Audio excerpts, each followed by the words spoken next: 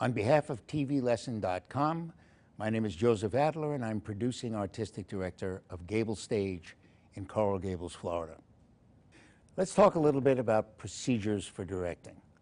Well, obviously, there are as many procedures as there are directors, probably.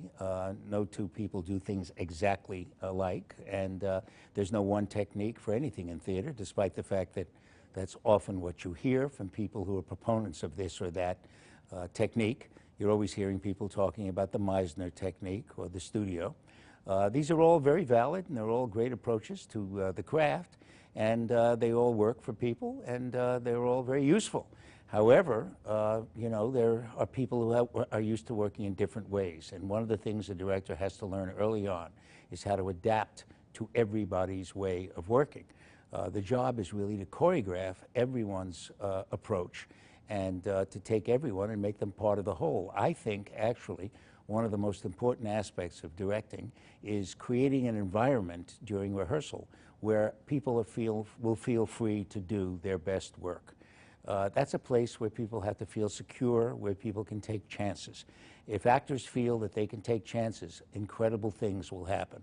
And if you don't make the process the most enjoyable part of the voyage, then there's not much sense to a rehearsal process to begin with. And we're privileged in theater because unlike film, where too often people get introduced and go right into the major scene right after the introduction takes place, fortunately in theater we get time to rehearse. Now, we don't always get enough time, and that's another factor in terms of a director's procedure. It has to be based on the complexity of the play and the amount of time you have for rehearsal.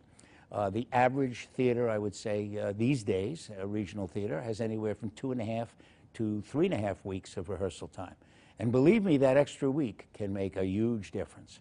So I think it's important that when you look at procedures for directing, you take a look at the way many different people approach the craft.